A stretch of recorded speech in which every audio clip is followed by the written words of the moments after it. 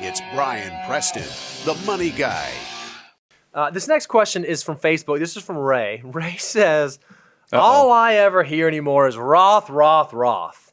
My accountant and my advisor still think I should contribute to traditional pre-tax. They say it's still benefiting me more. I know it's very personal, but can you give me some tips to argue with them?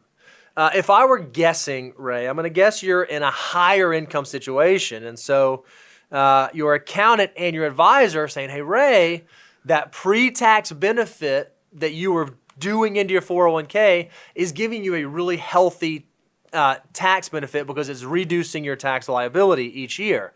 That is likely going to be more valuable to you than the tax-free growth later in life.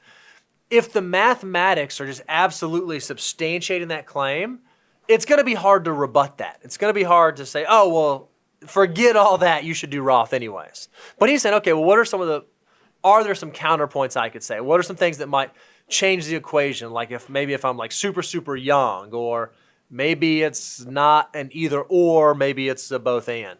Well, first of all, Ray, I'm assuming to be doing a traditional deductible IRA contribution, you also don't have access to a retirement plan through your employer. And if you're self-employed, by the way, then that's even more reason to kind of start figuring out if you maybe ought to be doing a solo 401k or something additional to save with. I don't know this, and Ray, it was not clear. I think he's talking about traditional 401k versus Roth 401k. I think that's what he's talking about. He didn't say IRA in there? He didn't say IRA in there. Okay. I think that's what he's talking about. So here's where there's several things you need to think about. I always think about the questions you need to ask yourself for this type of decision making. Do you think taxes are going up, or do you think tax rates are going down in the long term? There's a lot of indicators that they're going to be going up. I mean, look, I don't care what you feel about the political situation in the world right now. We've all known that at some point we've got a lot of liabilities here in the United States that I just think if I was trying to handicap the odds of taxes going up or down, I think they will be going up in the future. That is clearly a benefit to the Roth IRA, because remember, the whole benefit of Roth 401ks, any type of Roth product, is because a Roth says, look, we're not going to give you a tax deduction now, but whatever you contribute is going to grow completely tax-free as long as you use it in retirement. And that's a powerful opportunity, especially if you think historically tax rates are going up. But so that's the first question. The second question is, will my tax rates go up or go down in retirement?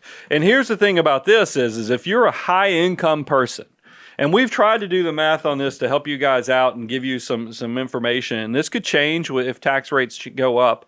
But we like to think about people who are in that, 30% plus, meaning if you add your federal marginal rate plus your state marginal rate, if you're 30% plus, yeah, it might make sense if you think when you retire, you're going to be able to legally manipulate the tax code because you'll have money in tax deferred, you'll have money in Roth, which is tax free, and you'll have after tax. You might be able to, if you retire before age 72, you might be able to kind of figure out how I'm going to live off money and not create a lot of taxes. That would probably put you in a lower tax rate. So it makes sense to be traditional while you're in a high tax bracket, with the thought that when you retire, it'll actually be at a lower tax bracket. Now, we never say blindly trust the folks that you're working with. However, if your accountant and your financial advisor are both giving you the same advice for the same reasons, you might want to start thinking, maybe this is what's actually my best. And maybe this is the thing that I should be doing. After all, that's why you work with professionals. You're paying them for their counsel and their guidance. It would stand to reason that you would actually take their counsel and advice.